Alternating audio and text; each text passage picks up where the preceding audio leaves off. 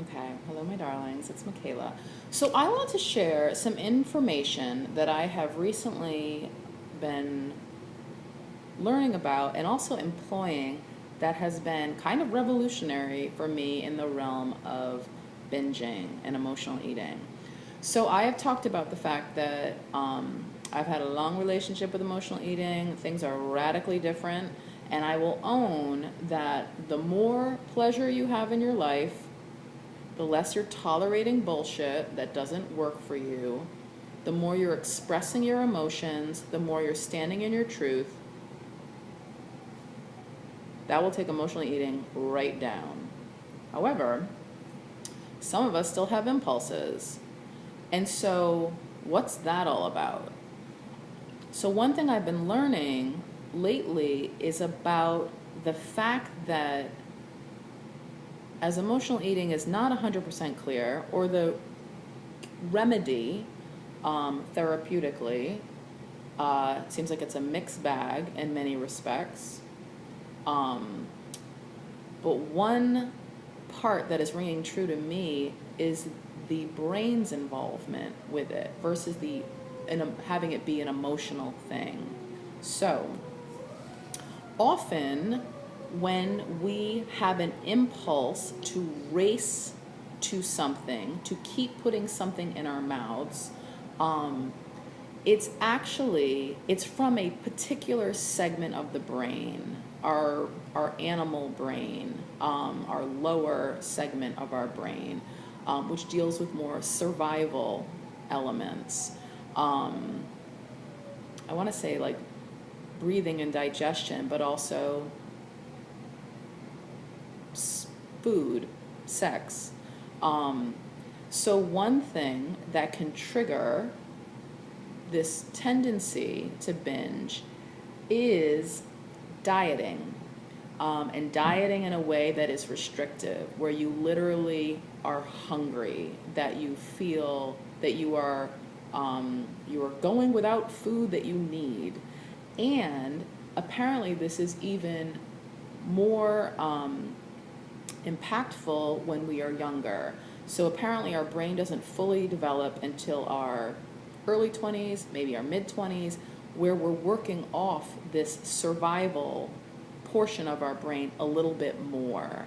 So, and this is why we never, in Fat Burning Mastery, my goal, and I reinforce this all the time, is for people to not feel deprived.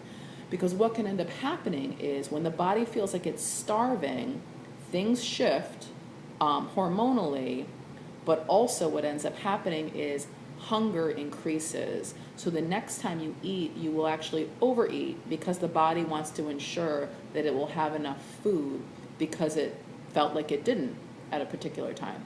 Anyway, so this is a reason why binging can come into play.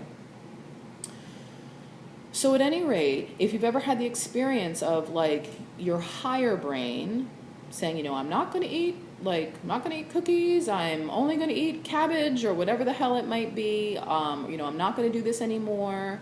And then suddenly it's like, why am I, devouring a bag of whatever or eating the rest of the chocolate cake and doing it in a way that feels totally out of control. This is the lower portion of our brain, our animalistic brain, versus our higher consciousness. So, a few things that I just want to share that have been really useful for me lately is to recognize the differentiation between those two voices, and that this survival aspect of ourselves, where it literally feels like we're going to die if we don't eat that thing, is a message from a lower portion of our brain, which isn't accurate. So, one thing to do is to actually reinforce what's so, which is, I had food earlier today, I'm okay, there's some extra fuel in my body, I'm not starving. And what that does, additionally, I'll just say, when we feel out of control, powerless, suddenly I ate half a jar of peanut butter. One thing that's also helpful to know is we have control over our bodies. We are never overtaken by this lower portion of our brain to move our body. So the higher portion is actually the one that has control about what we're doing physically. All right, so that can also be a helpful reminder. Additionally, there's a concept called regarding like habits and patterns. Neurons that fire together wire together. So what that means is the more you do something in a certain order together, it reinforces the behavior. So that could be positive or that could be highly detrimental. So one thing that is also helpful in this effort to potentially not overeat or binge or, do something that feels out of control and regretful is to break up the pattern. And what that means is to do something wacky, like blah, blah, blah. I'm gonna make a noise, I'm gonna move, I'm gonna do something crazy with my face, I'm gonna walk across the room, I'm gonna do something that's different. And what that does is it loosens this this network really of connection and consequence. Additionally, this is really, really helpful to know, is that, so this impulse, this message is not accurate. You are not going to die. You've had enough to eat. You're not starving. You're not, at death's door. Reinforcing that, also reinforcing the real me, doesn't want to eat garbage. I don't want to do things that make me feel like crap the next day or make me gain weight. I don't want that. I want something different. Reinforcing that helps to weaken this voice. Additionally, having the knowledge that every time you don't binge, you weaken the behavior. So for a lot of us, that voice feels like torture, like it's, something that you try to ignore it and it's still there. And so what a lot of us do is we give into the behavior in order to quiet the voice. But the truth is, every time we give into the behavior, we actually reinforce the behavior. We make the voice stronger. Conversely, every time we don't, every time we make a decision to step away, to do something wacky, to reinforce the reality of the situation, I have control, I do things that are good for me, I love my body, I want to put things that are supportive, I have, a desire for something particular in a few months, this is not good for me and I don't want to do it. I'm not doing it. Every time you give yourself this perspective shift and deliberately make a point to not indulge this drive to binge, you weaken the behavior. And so I personally find this so useful to know that each time you say no, it's not like it's going to be as hard the next time. It's actually going to be easier. Each time you step away from this pattern, it's going to be easier until it is potentially non-existent. Okay? So I think that's all I wanted to say about that. So binging for some people, it's this is kind of a nebulous thing, which is why it's not black and white, which is why a lot of people wrestle with it. Pleasure, doing things that feel good, honoring yourself, not doing shit that feels bad, saying no, saying yes to things that you love, expressing your emotions, standing in your truth. Hell yes, absolutely diminishes binge eating, for frickin' sure. That's been my experience. The impulse to binge, when that is still present, there can potentially be an element of just the brain and wiring now starting to be in place. Often, for some of us, that can get triggered earlier in life and or with extreme dieting.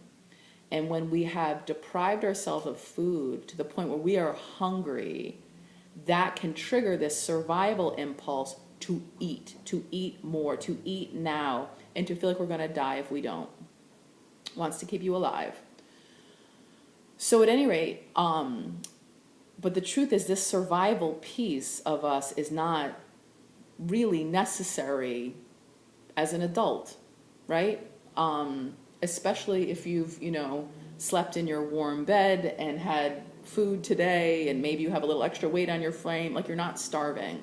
So to reinforce that, especially if you're eating when you're not hungry. If you're hungry, eat. But to reinforce the reality of the situation. I'm okay. I get this. I know why this is here. It's not real.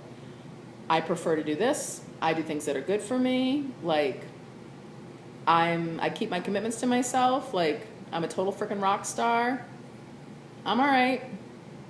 And also doing something to disrupt the pattern. Blah, blah, blah, blah. Doing something wacky, weird, moving, doing something bizarre to disengage this pattern. Neurons that wire together, fire together, wire together. And having the awareness that every time you say no to that impulse with all this reinforcement, you weaken the voice, you weaken the behavior.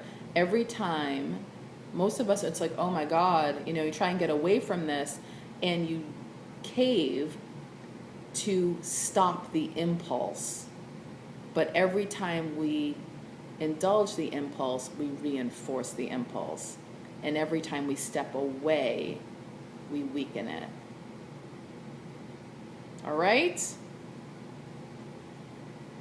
I hope that's really useful. This has been super useful for me. This is like the end. Yeah, quite potentially. So anyway, be in touch if you have any questions, if you want to know more, if there's anything that I can do to be helpful. And that is it. If you want to know more about fat burning, which is a biological shift which will make you less hungry and not have cravings and not feel deprived, please learn about it in the comments in the description below. Or if you'd like to know about fat burning mastery, which once again, none of that bullshit with restriction goes on. And there's a ton of talk about self-love and emotional well-being. And now we've got this stuff. Check out the links below. All right, that's it. I love you. I hope everyone is having a great beginning of their year. And until next time.